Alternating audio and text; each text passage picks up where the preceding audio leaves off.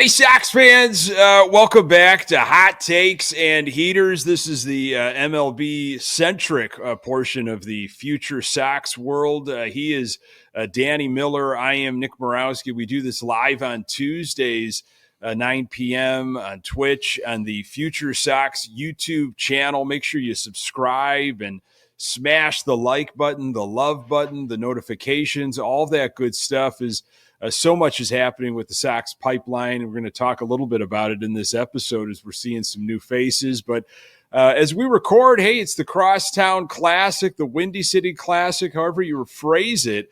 Sox in Wrigley, and at this moment, up 5-1 after that rain delay. So we'll touch a little bit on the game.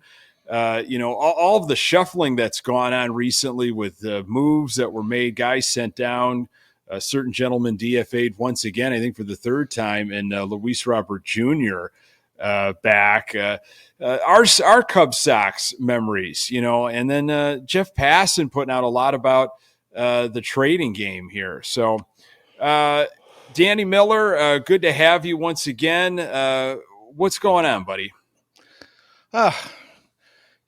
Watching this Cubs Sox game. There were some comments in our tweet earlier about the show tonight, and I said I was hoping that it would be an absolute drubbing of the Cubs, and I don't know if you would call this a drubbing, but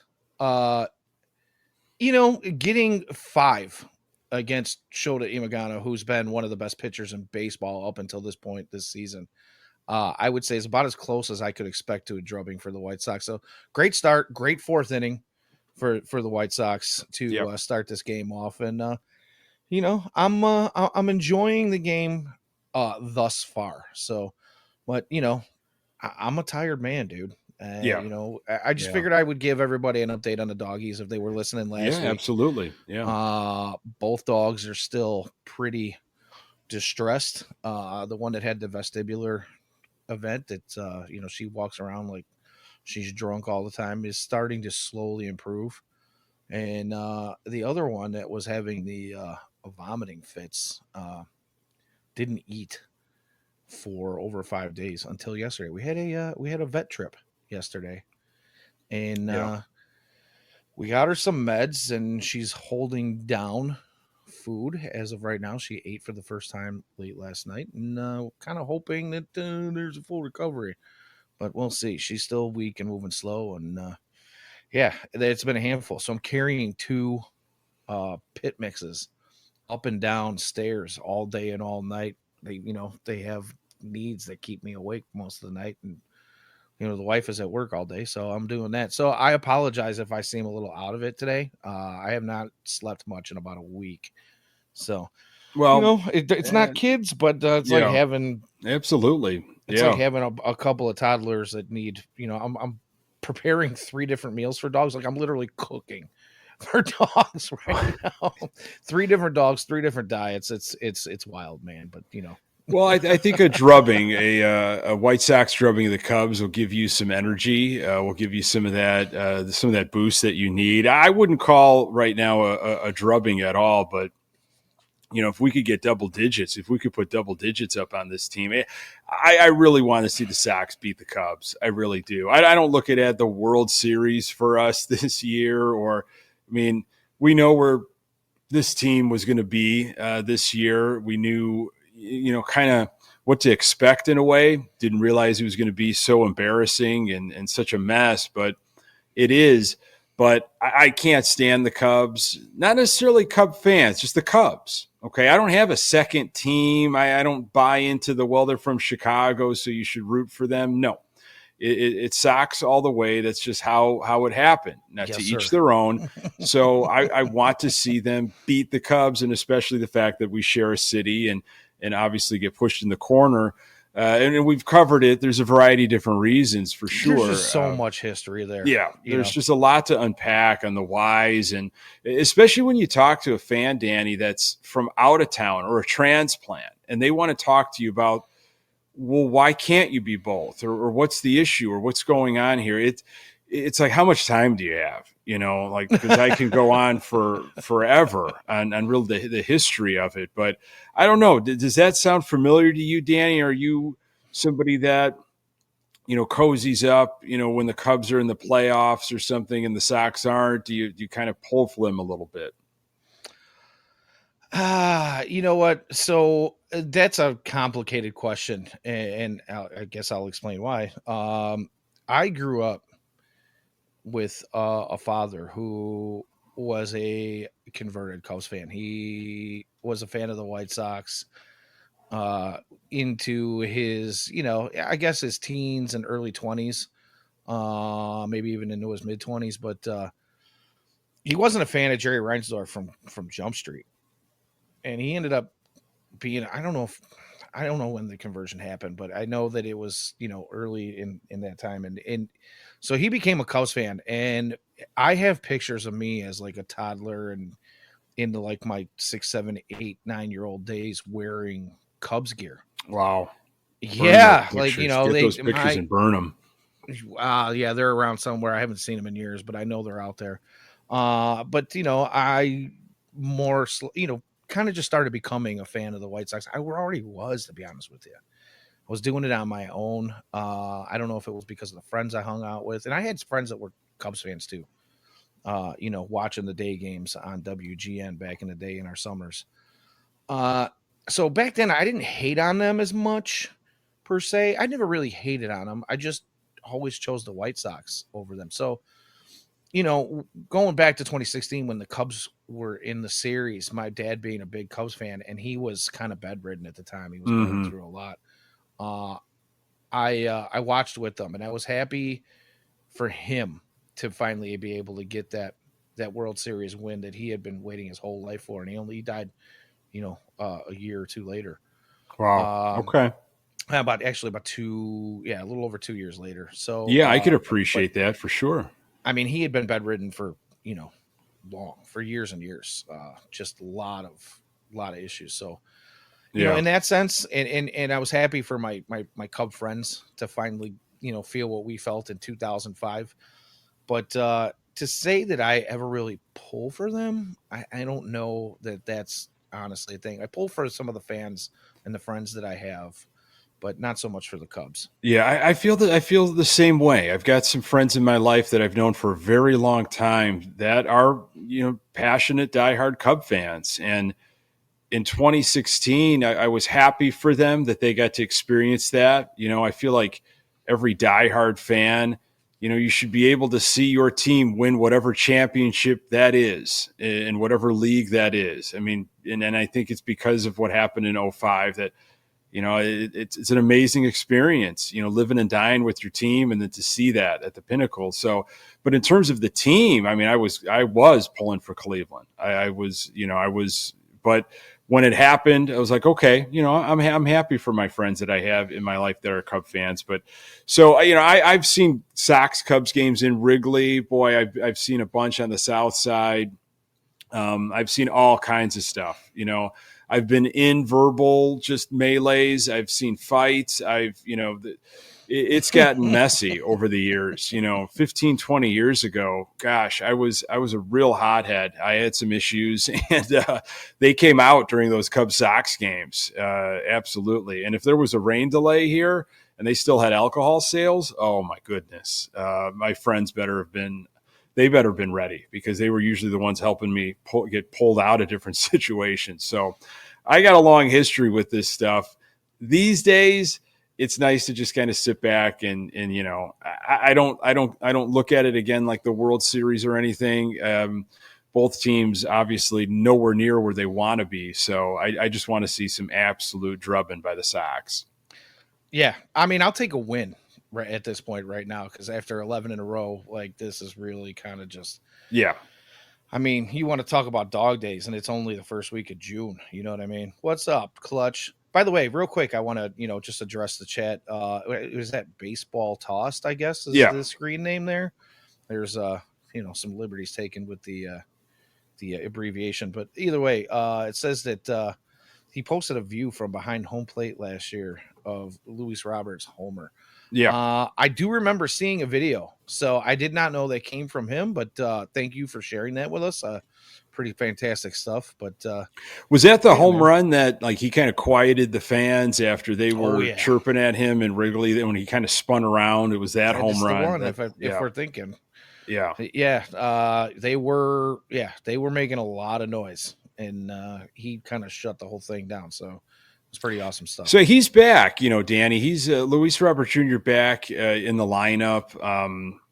He out there in center, and I just general thoughts. I mean, it's kind of I'm so wishy washy on the whole thing. It's like that's great, He makes things more exciting. You get to watch a healthy Luis Robert Jr. play baseball. He's special to watch when everything's going right.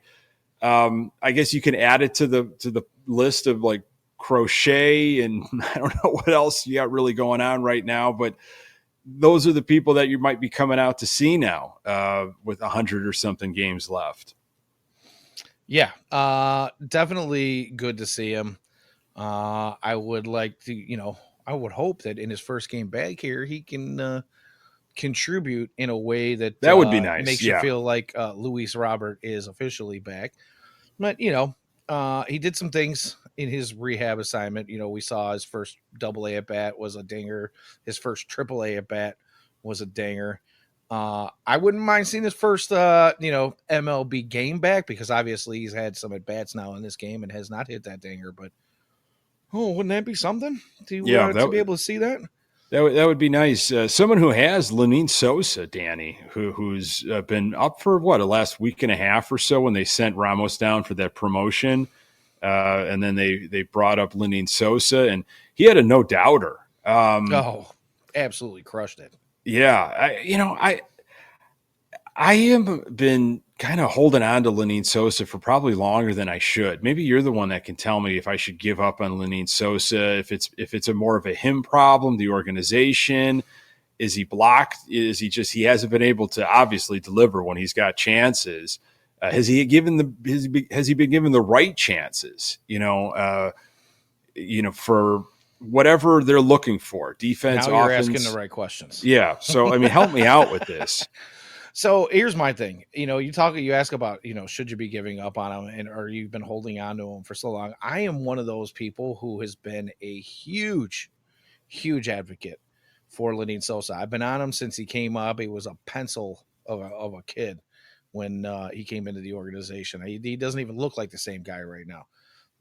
Feels like he's been around forever, but it was because he was so young when he came into the organization. And I think the biggest thing with him, and a lot of Sox fans will say, well, he's had his chances that brought him up.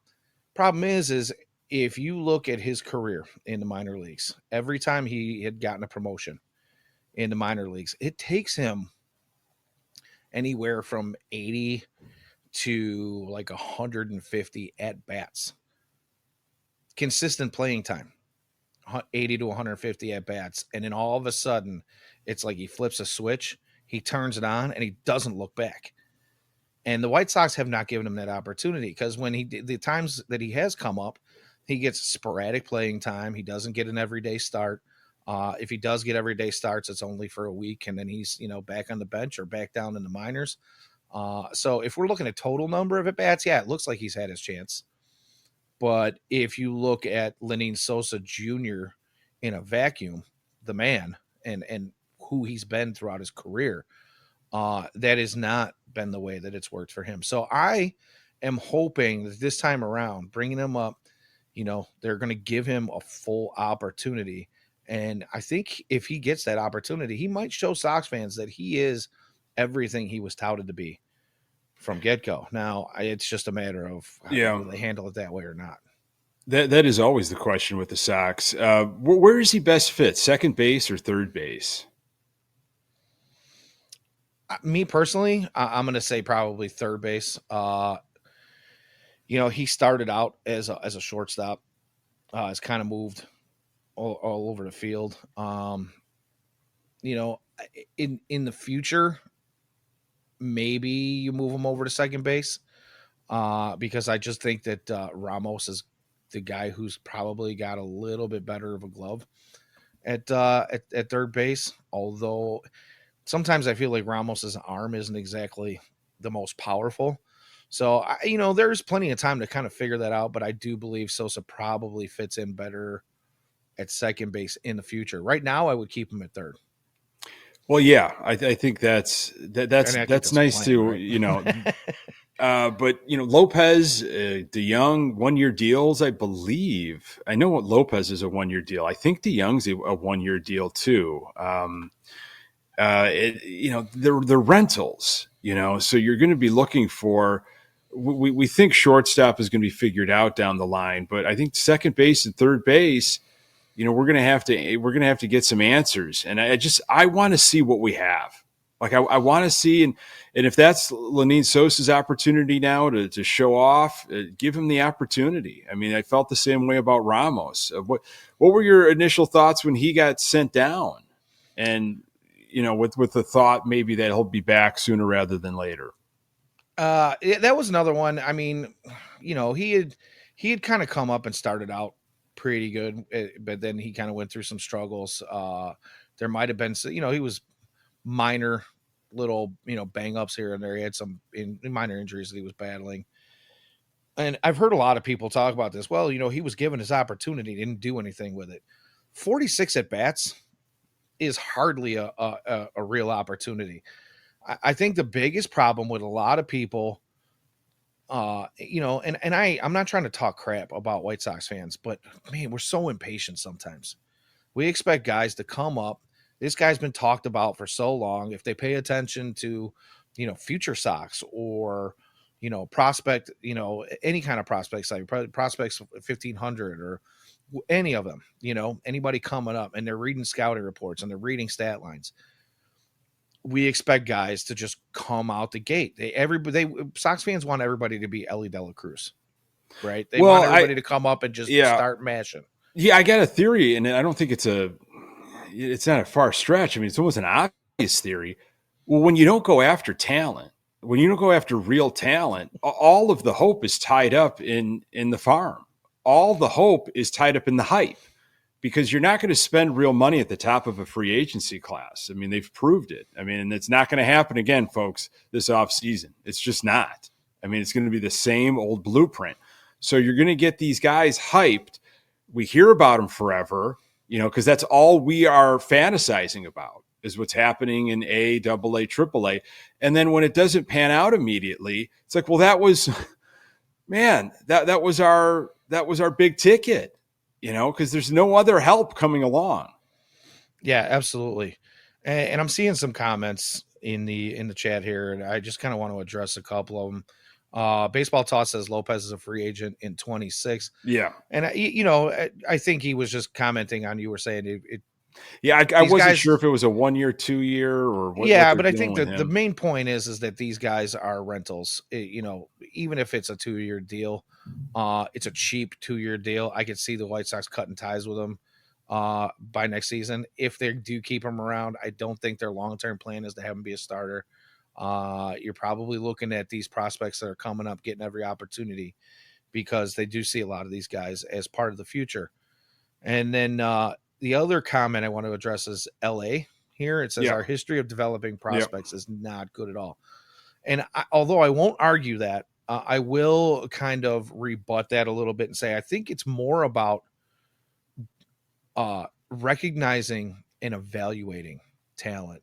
If the talent isn't there, if they're not going to develop.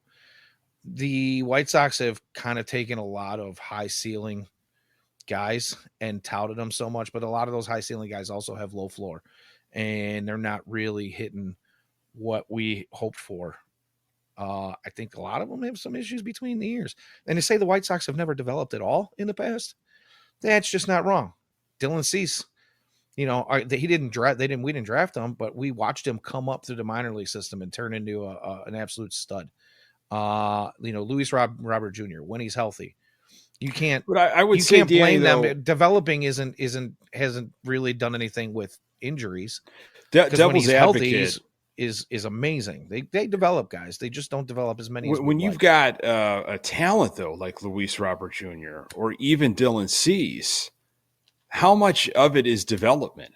How much of it is that's my point. Just go play? Like we don't have to develop, and I don't know if the Sox could even be credited with developing. It's like you were just a gifted baseball player.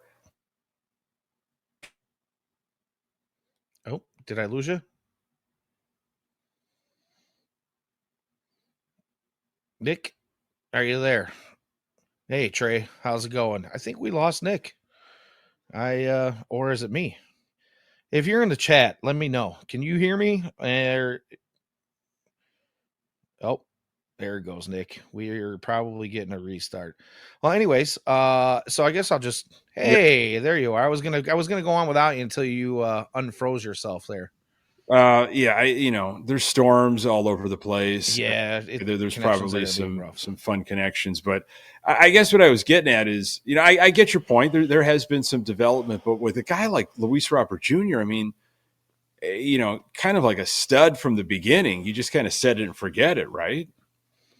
Yeah, well, and that's kind of the point that I was trying to make is, maybe Luis Robert Jr. is a bad example. But let's take the last two draft classes. And I know they're still young. Most of them are still in the minor leagues. All of them are basically still in the minor leagues. But what we're seeing now is we're not seeing those guys that are touted as top tier talent so much in the last two draft classes. But what we're seeing is we're seeing guys that are having really solid rises in the minors. And I think quite a few guys are going to surprise you. They're going to crack the top 100s on a lot of lists coming up here, as far as prospect list goes. And I know prospects are suspects, but the depth that we're seeing that the White Sox have not had before. What is going on here? Yeah, unfortunately, the Sox bullpen, as you were going on there.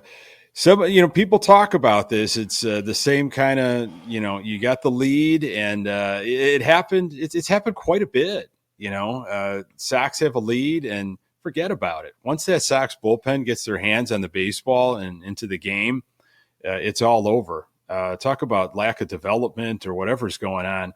I don't know if it's players. I don't know if it's philosophy. I don't know what is happening with the laboratory. It's probably just about the fringe guys that they went after in the offseason and thought they could cobble a bullpen together, but it has been awful. Some of it is talent or lack thereof. Some of it is mismanagement of pitchers. We've got a handful of pitchers in this bullpen that would be considered specialty pitchers on a lot of teams. And you know what? One of the reasons why I'm on the fire Pedro train now is he mismanages his bullpen horrifically. I'm sorry. It's terrible. These are not guys you can just plug in whenever the hell you want. You've got a handful of guys that are there for a specific reason, and they're just not going to go. And now you've had a day off yesterday. So most of, if not all of your bullpen should be available today. And, case in point, Anderson's the first guy to come out after flexing with a 5-1 lead. Yeah, in a situation, where you're desperately needing a win against a team like the Cubs like kind of read the room, and that's where I think you bring a good point. Like he can only manage the guys that he has, but you could still manage well the guys that you have. So I really fear him getting his hands on some of these younger guys that are coming up, especially if he sticks around next year as our manager to fill out his 3-year contract. And he has access to the future. I just think it's going to go horribly wrong. I don't think he knows what he's doing. He's been learning on the fly, trying to, and it hasn't gotten any better.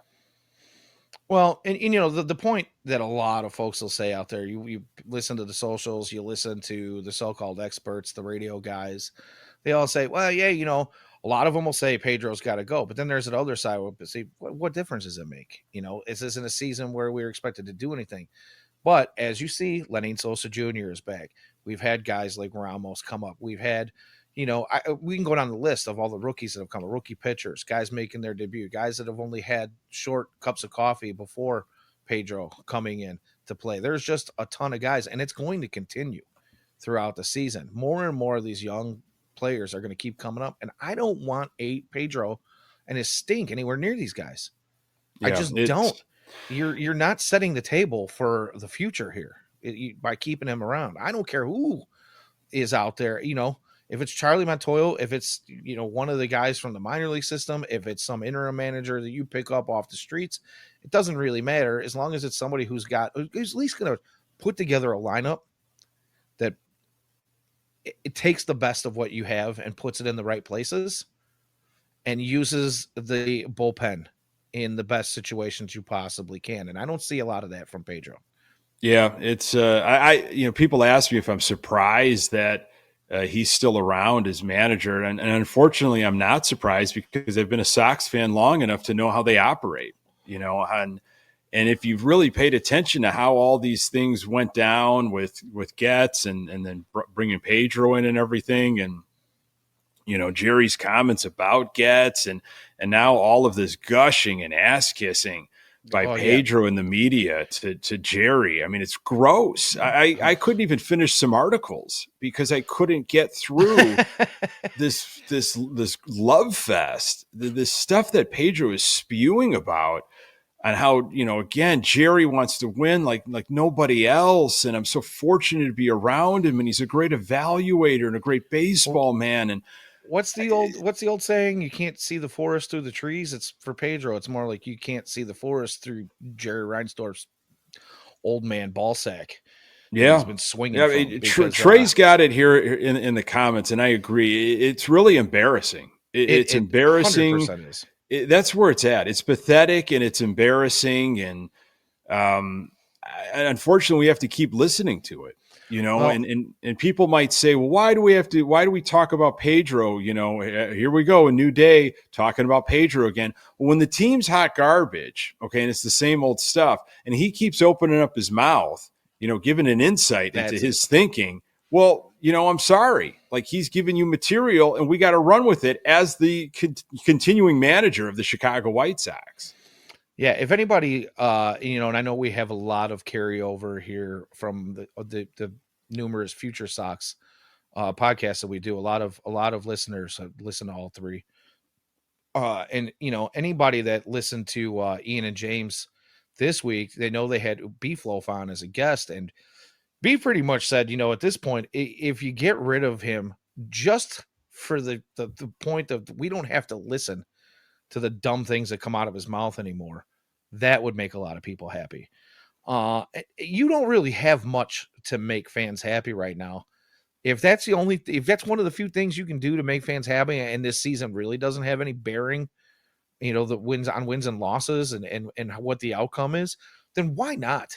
You should be doing everything you can to make your fans at least feel like you're making moves, because if you look at ticket sales, and you yourself being a former season ticket holder, there's a lot of other people out there like you. And if this team, supposedly can't buy the players they want to play because fans don't show up, as Jerry Reinsdorf would say, what am I? Fans will get blamed. Fans will absolutely get blamed eventually. When the dust settles. If that's the case, do something to make the fans happy.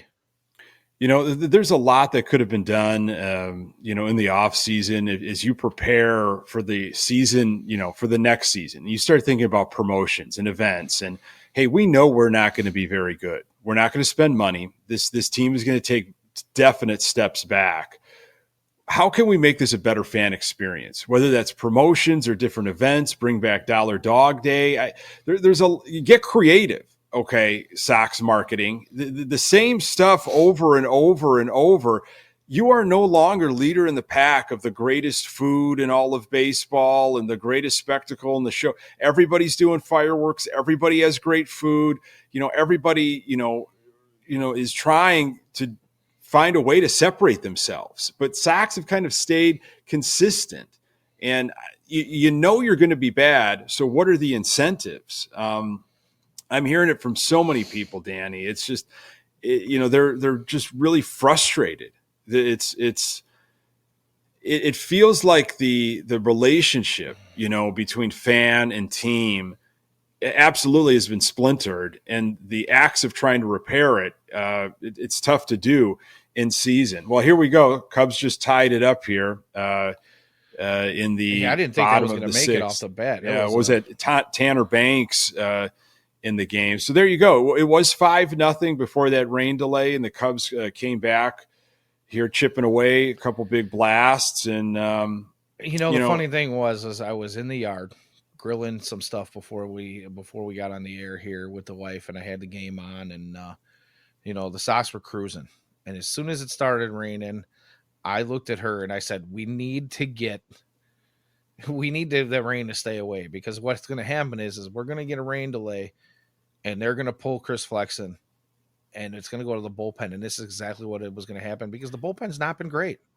They have been blowing games left and right. Is that another one? No. No. Flexen was pretty good too. 5+ he had his innings? best stuff of the season. Three hits. He was mixing up and down in the zone. He looked pretty confident and comfortable. And Sox it felt like they had some momentum. It felt like they were kind of living off of each other there for a few innings, putting that 5-0 lead up, but we've seen it over and over again. So you got a bunch of, up and down, left and right moves before this Cubs game. We talked about Luis Robert Jr. being back. Tommy Pham, the spark plug, maybe. I don't know what that was to really call that on Sunday in Milwaukee, where it sounded like he just wanted to fight a bunch of people because of that bad send. It seems like he injured his ankle, his leg, in that out by a mile slide collision, whatever you want to call that. Fletcher is hurt. We know about Benintendi. Andrew Vaughn has been kind of in and out with a finger sprain, but he's been back in the lineup.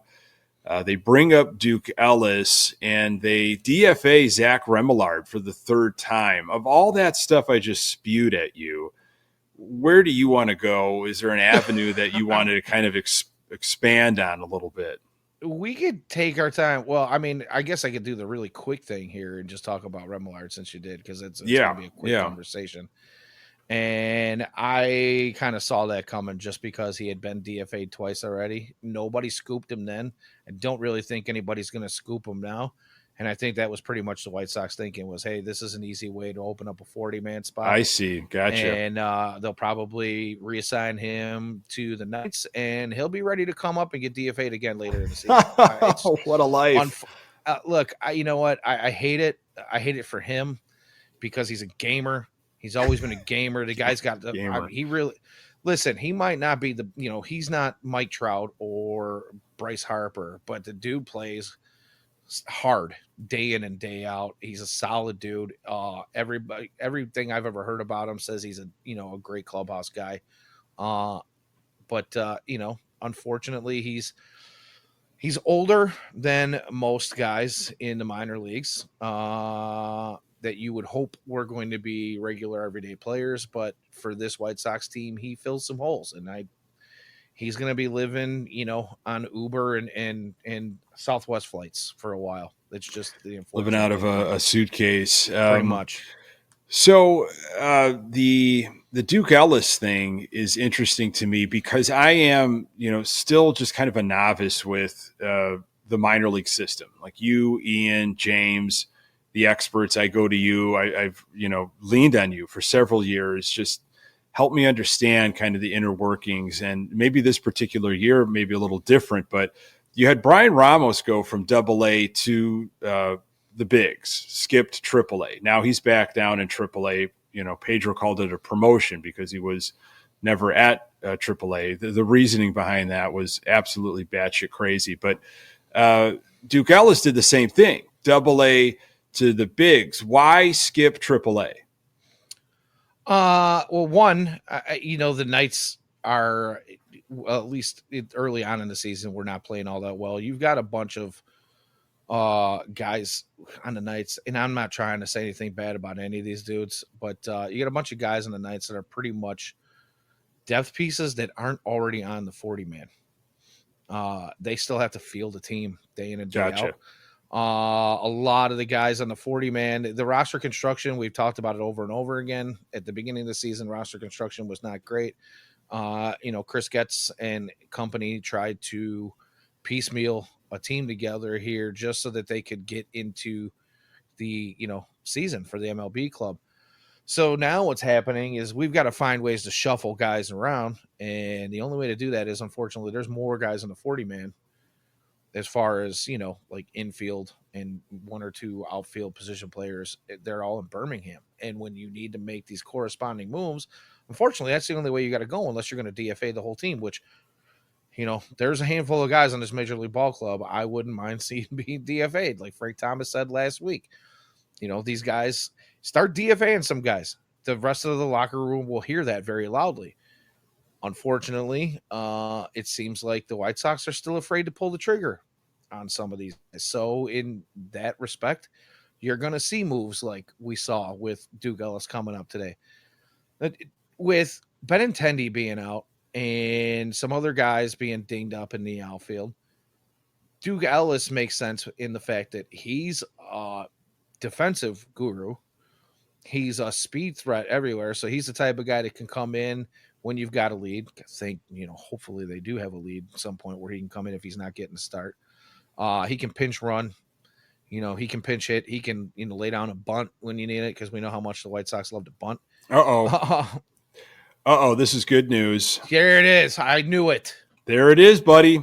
Luis Robert Jr., your guy. You called it, man. That was a monster. That was a monster. I mean, deep center field. Presence felt. First game back. Wow. Love to see it. Too bad we don't have our guy here in the chat sitting behind home plate to post more home plate views of that one. That was a bomb. This replay. It was a monster. It is just fun to watch. I mean, that's about 25 rows back just to the left field side of the batter's eye out there. I mean, it just goes without saying. It's so obvious, but you got to say it. I mean, he's such a difference maker when he's in the lineup. It changes things. Pitchers have to think a little bit more. I mean, it's the thunder we wanted. We thought we were going to get the Jimenez, the Robert Jr., the Moncada, all that stuff. We've touched on this over the months here. We've got Luis Robert Jr., and it's just when he's not around, it's such a anemic offense. Yeah, it's unfortunate. That's another one of the things when we talked about development earlier. It's not so much that some of these guys didn't develop, because when they're healthy, Eloy Jimenez does some great things. Yohan Moncada has shown us that he can do great things when he's healthy. None of these guys ever stay healthy. None of them seem to be ever fully healthy. We finally saw it out of Luis Robert last year, and what a catalyst he was during some really tough times last year. We saw him do the things that we hoped Luis Robert Jr. was going to do. So now let's talk a little bit about, we talked about that trade stuff earlier. Yeah. A lot of things going on recently. It's been said that nobody on the White Sox roster is untouchable at this point. So I wanted to pick your brain a little bit on what you thought about guys like Crochet and Luis Robert being thrown in that mix now, when we've all kind of thought that was not the possibility. And since I'm bringing up both of those guys, why don't we start with Luis since we're on him? What are your thoughts on Luis Robert Jr. trade at the deadline? Do you think he gets traded? Do you think they get anything in return for him? Do you think he stays there? Like, just give me your full thoughts on that. I think they listen. I think they really do listen. By the way, yeah. Before you do, sorry, I'm just going to go ahead and throw this up there. Yeah. I'm actually going to have a heater. You hear just to hear my thoughts? Good thing. No, for a celebration of Luis, the first one all season that was not because of piss poor performance. Yeah. I could go through the whole 7 Ps, but we're not going to do that. Celebratory heater. I love it. Yes, finally, for once. Do it. Treat yourself. A few teams have, I think, the prospects to do it.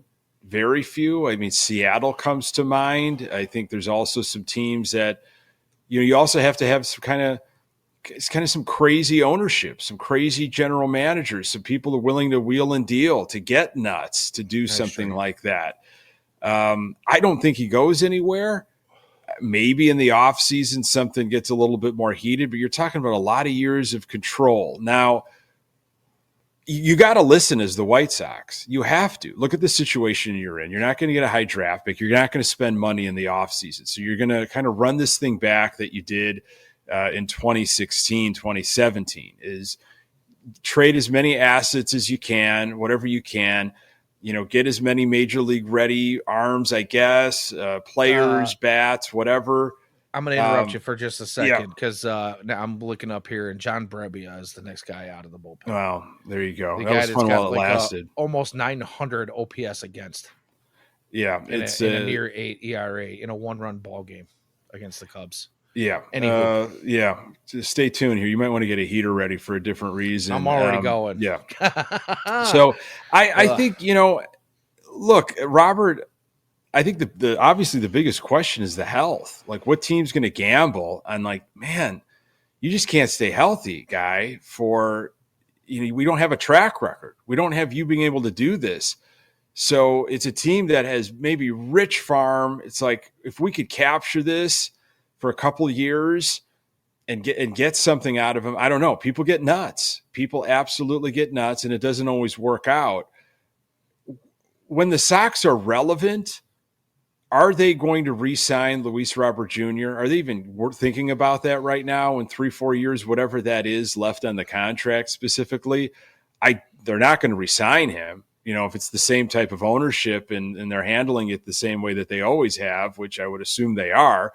So you're in a weird limbo, like Robert wants to go play for, a winning team. He wants to go probably get reset. I mean, he'll make his money eventually, and so is he just going to sit around and kind of bide his time in a team that's going to be irrelevant and, lacking in exposure and obviously postseason, all that? That's for him and his agency and with the team to figure out. But I think they're gonna have to hold on to Robert, because you need to get the farm and then some for Robert Jr. Crochet, I would like to see the Sox really invest in pitching purposefully in the future. And I would like to see them do that with Crochet. I'd like them to keep Crochet. I mean, he has been fun to watch. Here's a guy that, 73 innings over 3 years or something heading into the season. Said he wanted to be like 69 and 2/3. Sure. I mean, he's in uncharted territory and has been. Wanted to be in the rotation. Said he did. Proved it. I mean, he won the job, and there's been some bumps, and there will continue to be some bumps. It's just how it is as a starting pitcher. Even the great ones, have some clunkers every now and then. You're not always going to have your B+, A- stuff. So he's become a pitcher, not a thrower. He's exciting. He's kind of what Sale was, years ago, and Rodon in 2021, and Cease and. So that again. Wow, what a catch! Yeah, that helped Brebbia out. Sheets, wow, laying out, Gold Glove, going against the grain. Yeah, I mean, I'll take it. We don't see a lot of that from Sheets too often, and you need. Looks like we solved our right field problems. Southside stand up. Yeah. Is John Schrippen on the trading block? I think there's a lot of people that would like to get him out of town. You and I have advocated for him, give him time to learn and feel his way through it. But I got to be honest with you, he is kind of starting to get on me a little bit. Sunday was rough. I just need him to, go ahead and make the exciting call. Don't elaborate too much. The authenticity is the problem with him. I think he's really unauthentic. Yeah, he's. I mean, I get it, right? You're trying to get something materialized from nothing. Like, the Sox are giving you nothing. It has been a horrible season, and I think he thinks, well, I gotta drum this up. Like, I've got to really hype this. I've got to sell this product. That's what my bosses want me to do. And he comes from kind of like a different background. He's done some baseball, but what did he do? Slam ball. And, so that was what he went with after that Tommy Pham collision in Milwaukee with, we don't care how many L's we have, and you could have so, just stopped, like, say what you got to say about the moment, but he just kept going. And it was like, all right, dude, take it back a notch, because like you saw, yeah, he's to jump out of the booth and have Tommy Pham's back yeah, that was in a very unauthentic kind of way. Like he was the guy that was like in the bar fight that's like, yeah, I got your back, bro, with like 12 people in between him and the the real action. it was that one was kind of tough, and the whole situation, that was a horrible send.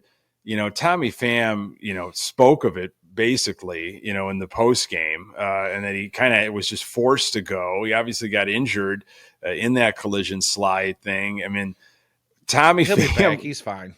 Tommy Pham going off though on Contreras or the Milwaukee bullpen chirping at him, and Pham taking it really personal and ready to basically box and fight people because he trains for it in the offseason just in case he gets into some more. I mean, he was like shadow boxing in the infield. His post-game interview was fantastic. And I'll tell you what, if there were a handful of Sox fans, most Sox fans were like, hey, the Pham effect is real. But there were still a handful of Sox fans that weren't sold on him. I used to see some posts here and there. If they weren't fans of him before that, they're fans of him now. Because, like, dude, you're ready to like stand in front of the Brewers dugout and take on the entire team by yourself. Like, Sox need something like that. Man. Well, they need a spark, dude. Yeah. But talking about trades and stuff, I feel like he's a guy that a team is going to need. He's definitely. He's the one guy we know for sure is going to go somewhere. Yeah, I don't think he's sticking around. I mean, there's teams like the Braves. There's other organizations that are going to need some of that spark for the playoff stretch, that little bit of that, that moxie. And he's done it before. And he could play some outfield and he can hit, man. He's definitely brought some of that offense to this team. And I like what I've read, some of Merkin's articles that. He's been mentoring some of the younger guys. It was an experience he had when Matt Holliday kind of took him under his wing and helped him out. So he's paying it forward. It's unfortunate that, this is the type of year that the Sox are in where he's going to be gone. But, I guess that was something to talk about on Sunday. Look, Schriffin's got a very difficult job. He does, absolutely. Very, very tough job to do this. Again, like, he put himself out there. He wanted to do this, and this was where they went with. I think he's going to get better, but like we are experiencing in a very tough season, very tough season. We're experiencing also Schriffen learning, which also means it's going to be tough audio. I mean, it always happens. You ever go back, Danny, and listen to some of like your early podcasts? I mean, I've stumbled on cassette tapes of early college radio shows that I've listened over the last couple of years. And I'm like, oh my gosh, man, how did they ever let me on? Even it was a college radio station. How did they let me even have a mic? You just, and we're in that. We have to hear it. You have to hear someone learning. And yeah, Sunday was a little cringy. Yeah, I just want him to take it back a notch. You don't have to get excited for, every double play like it was the double play that won the World Series. You don't have to, you don't have to rah Tommy Pham from the booth. He can't even hear you, buddy. Like, just take it back a hair. Be genuine. Be yourself. I get that your job is to help pump up the fan base, but you got to read the room, dude. Like, make the exciting call and cut it there. It's the embellishment. It's the continuation beyond that. I think most Sox fans are kind of, done. They're just done with it. It's a bad team. It's a bad season. We're being fed enough BS from the organization. We don't need it to be fed to us from the guy in the booth. And maybe somebody's coaching him up on to do stuff like that, but You Well, know, it's fake all over. I mean, right. Pedro's comments about Jerry are fake. Getz's comments are fake, especially from early in the offseason about being competitive in 2024. I mean, everything is artificial. We don't know as Sox fans what to take as truth, what to take as genuine. Everything is hyped up and blown out of proportion to try to get some excitement going. And here's how it happens: get good players and play good baseball, and everything else will kind of take care of itself. I mean, it pretty much is that simple. I mean, I hate to say it. Somebody, there's folks out there that are going to tell you, oh, it's not that simple. It pretty much is. Try it. I'd like the Sox to try it. Stop building TV is, networks and stadiums. Build a good team. Build a really good team. You've got an owner that sets a budget, and it's never great. You can go back a couple of years ago and say, well, they were like 8th or 9th or whatever in the league, and they've been top 10 a bunch of times. And early on in the early 2000s and into the late aughts, there was some higher payrolls. But the thing is those higher payrolls were always because of extensive signings in places that didn't really need bigger contracts. Yeah, how it was allocated. I want to see the guy. They're so gun shy about being burned by one player who gets a giant contract. You could say what you want about the Manny Machado situation back in 2018 when we were all kind of glued to our radios and TVs about what was going to happen there, and the Sox, final hour getting just demolished at 1 minute to midnight by the Padres on that deal. But it doesn't matter whether it was, we thought we had him and we thought we made a competitive, offer to him or whatever. There are other guys out there. It's pretty much the only time we've ever heard of a real. Oh, I'm sorry. The other one was the pitcher. What's his name? The guy that Zach Wheeler. Thank you very much. Yeah. And his wife decided she wanted to be closer to her family. Those are really the only 2 times we've ever heard of monster contracts being offered by the White Sox, and them not working out. It's the Jerry might really want to win. He might actually be very competitive and wants to win more than anybody. But I always say it, and it's on his terms. I mean, he plays his game. It's like, I'm not willing to bend. I'm not willing to evolve. This is how I'm going to do it. And I really am competitive this way. I really want to win this way. Right. But that's not how it works. No one player is worth that much money. Right. We look at the Bryce Harper contract, 13 years. I get it. That's a long contract from when he got it. And, the back end of that contract might not play out all that well. But if you look at Philly and what they've done, and even in his time where he's missed some time with injuries, I've heard this argument a bunch of times. Well, he was injured and he's missed a bunch of time. But yeah, you look at it, he's still a 5-WAR player in a year where he's injured, and he's still going out and competing for batting titles, and he's getting gold gloves, and the stadium is packed every day. And you would think that we can't pay players because fans don't show up in Chicago. They just don't. I can't do that. I can't afford it. Yeah. I'm Jerry Reinsdorf, and I'm going to sit on my wallet and let it sit in my sweaty back pocket all day long. Yeah, and I'm telling you, this is how it's going to go again. I mean, they're going to, speaking of this, all this trade stuff, they are going to bring back prospects. They're going to try to do it like they did before. I just don't see serious money being spent. They're going to collect a bevy of young guys, and we're going to get that hype. We're going to get that hype. Just wait in a couple of years, what's going to happen. And so I don't know. Besides Pham, I think Fetty, obviously, Fetty is put up numbers where a team's going to go after him. Yeah, I'm pretty sure he's gone. I don't know. I don't know about Kopech. Like, someone might, but this dude just cannot. I don't find any comfort at all bringing him out of the bullpen, especially when there's guys on. I mean, he could be lights out with triple digits, but who's taking a chance on him? What are you going to even get? Again, the thing with Kopech is he's got to have more than one pitch that works at any given moment. If his fastball, if he's commanding his fastball, and he's got any kind of a secondary pitch, he could be good.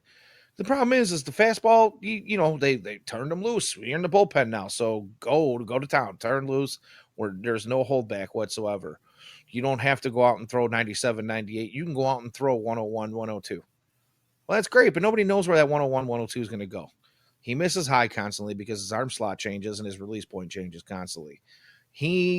If they're not working on that with him every single day, every time he does a side session, a bullpen session, anytime he spends some time with the coaching staff, he's not going to do anything. He's just not going to be the guy.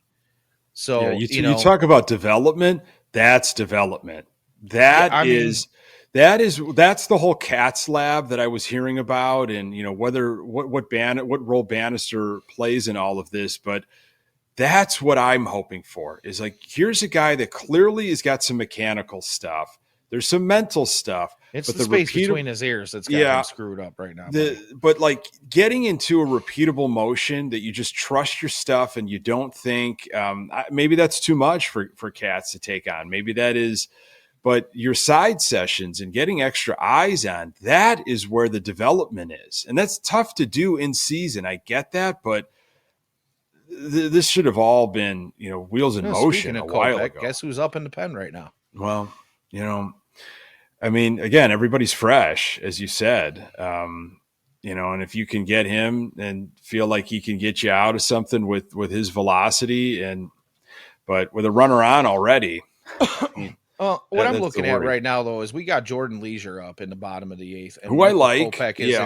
Who's Michael Kopech, who's throwing in the pen, looking like he's going to come in to close it out if the White Sox can get out of this inning with a lead. He probably will come in either way because he hasn't pitched in a few days. At least I would have him in the game. But I think I would have flip-flopped these guys. This is exactly the kind of thing I'm talking about with Pedro, is using guys in the wrong position. Jordan Leisure has been more consistent than Michael Kopech has all season long. Sorry. That's your guy. You're calling him your future closer. Why are we still playing this game? Michael Kopech is not going to find value between now and the end of the trade deadline unless he can find a secondary pitch that works and he can command his fastball. Yeah. And we have not seen an inkling of that. We've seen like the one game where everybody was like, oh my God, is Michael Kopech back? But it's one game. Mm-hmm. It's one game where he looks absolutely dominant. There's been other games where he's looked good, but not dominant. But really only one outing all year this year where he was absolutely 100% dominant. That level of consistency is not going to work. You want to sell him at the trade deadline, make him a setup man. Yeah, and those go. Like there's the value in those guys. I mean, everybody's looking to stack, for more pitching. And if you I'm sorry. If you could showcase him in those roles, I mean, I think your return will be a little bit better. The only reason I would say, and the only reason I guarantee what they're thinking is right now is that we have to get to the ninth with a lead. And if we bring Michael in now, maybe that doesn't happen. So that's why Jordan Leisure is in the game. Situations. Wow. Yeah. Oof. Yeah. Cubs got something going here in the eighth. Got my eye. I got my eye on it. What kind of guys, though, what kind of players are you looking for the Sox to get back, no matter whether they're trading Fetty or Pham or Kopech or who else, Tim Hill, I know whoever else is available. If business is open, what type of player, do you want to see the Sox stack up on? Well, okay. So, if you look at the Sox farm system, there is a ton of pitching, young pitching that's going to come up. And a lot of those guys are starters right now. But there's not going to be room for 10 starters on this White Sox team in the future. So a handful of those guys are going to be converted to bullpen pitchers. So I really, in this upcoming draft and Well, in there you go. There you go, Danny. well, we're not going to get to the ninth without unless the White Sox can put some runs on the board. Wow, We're in a tie ball unbelievable. game, so it will not be a safe situation if Michael Kopech comes in and the White Sox. Leisure just gave up a 2-run double, 7-6 Cubs here in the bottom of the eighth. I'm sorry, they're not tied. Yeah, we're down. So, Yep. yeah. Again, bullpen blows up. And I hate to Just say hung it, one, but just I middle. feel like, yeah, it was a cement mixer. It looked like, 95. What was he throwing there? Was that? It was not a That just two-seam. hung right there, and just Sheets had no chance. Gold Glove, Gavin Sheets, no chance. Nobody had a chance on that. Now he's made a couple of plays out there tonight, but that roped. Clutch, timely message. Clutch, just running into the Cubs when they're hot. Yeah, that was another one of Schriffin's comments. Six straight I think it was during the Milwaukee series where Schriffen said, "Man, we're just running into teams when they're hot." Now you know what? There's some truth to that. Like there was a post put out earlier this week that showed that the White Sox basically have played the toughest schedule in MLB to this point in the season, because what they did was they took away games played against the Sox, but they used all of their opponents' win-loss records for the season, minus the games that those opponents played against the Sox. And the Sox had played against the toughest schedule in baseball so far. So yeah, the Sox have been playing some tough teams. Whatever. I mean, the that run doesn't diff, mean that they are not bad. It's not that just we're running into these teams and they're at the wrong time. They're bad. It's bad. It's a historically bad team, maybe running into some teams that are starting to play good baseball, but are they starting to play good baseball because it's against the Sox? You know what? Momentum can be gained in a lot of ways, and playing a bad team is one of them. Yeah. So, you never know. there you go. I'm sorry. So Sox will have a bunch of starting pitching. So you're looking at other avenues when, wheeling and dealing, it goes down late next month.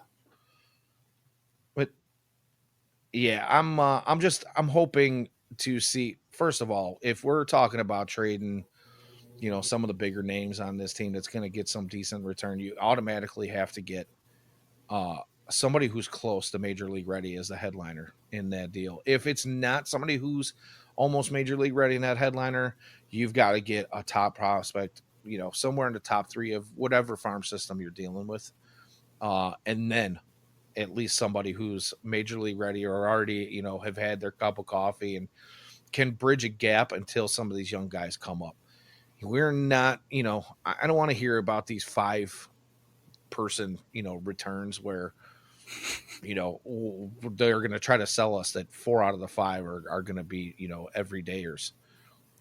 Someday. I need the guy who's going to be, maybe a year or 2 away, prospect type guy that's going to be like a super stud. And then that goes back to, well, yeah, that goes back to like, what talent do the Sox have to really get that type of return? Well, that's what I'm talking about. If we're talking about the big names like Crochet or Robert, Fetty, I can see Fetty getting a fairly decent return. But the main thing I want to see now is, because we talked about the young pitchers, is we need some position players. And I hate to say it, I want bat first. I need a guy who's a bat first guy. They are obviously struggling again on defense a little bit this year. They're not the best defensive team, even though we were told that was what's going to happen. They have some guys coming up through the system that are decent defenders, but really this team lacks offense badly. The park is built for home run hitters, and the White Sox can't hit home runs in their own park. They're getting out homered by everybody that comes to visit. Yeah, it's ridiculous. Yeah. If we're looking at 2025 as kind of a bridge year, because some of these young kids are going to continue to come up, and we're not going to be specifically, contenders for anything, but they're expected to make some turns. This is supposed to be a quicker return on a rebuild, you got to have at least one or two guys that are going to help bridge that gap to the point when now, if we're getting into 26 and 27, where, things are supposed to turn again and be competitive. Yeah. You're going to need those guys, because you're not going to bring up a bunch of young kids and let them flounder and not know what it's like to win. We've seen that record played before. It's a broken record. It doesn't work. And the last rebuild fell partially because of that. Yeah. All eyes will be on Getz for sure, especially all of the folks that still want to give him a chance. And I get that. They want to see what he can do, stepping out of the shadows of Hahn and Williams, and, how he's going to handle this deadline, this offseason. I don't have a lot of confidence in him. In this specific delicate situation, I didn't want somebody that was going to kind of be learning on the fly here. I wanted somebody that kind of has been through it, a veteran, which obviously there would have been a lot of hang-ups to bring somebody like that into the organization. I don't think Jerry would ever signed off on that. He wants people that are in the organization around him that he can trust, that he knows, all that kind of stuff. So anyway, loyal to a fault. Yeah. So I don't know, Danny, I might have to watch the end of this game in private here, because this is I'm not feeling too good about this. It's only a 1-run game, but we've been on for a little over an hour now. And I think we pretty much said everything that needs to be said. We can talk more about, some of the prospects that we expect to come up next week. We can talk about, maybe we'll have another week of Lenyn under our belts. Yeah, absolutely. We'll see what Duke Ellis does, because he does offer some things. He doesn't have the biggest bat in the world, but I think a lot of fans are going to be pleasantly surprised with his. He's one of the fastest guys I've ever seen. Yeah, I'd like to see some. I'd like to see what he's got, and keep eyes on Sosa. But thank you so much, everybody jumping in the chat. Watching on FutureSox YouTube channel. Subscribe, pass that along. Here every Tuesday night at FutureSox and Twitter X. Another fun conversation, Danny. I feel a little bit better, clearing things, and kind of being in agony during this game with you. It's always therapeutic for sure. Thanks for chatting with me. I do appreciate it. And I know we were a little all over the place tonight, but it tends to happen when we have a game on. Well, the Sox are all over the place. Yeah. When there's a crosstown and rain delay and back and forth, it happens. So until next time, hey, it's Danny Miller at Danny Miller FS on Twitter X, Nick Murawski at Nick_GGTB. We'll catch you next Tuesday, 9 p.m. and subscribe to the FutureSox YouTube channel. So much stuff going on with all these youngsters down on the farm. Hey, until next time, go Sox.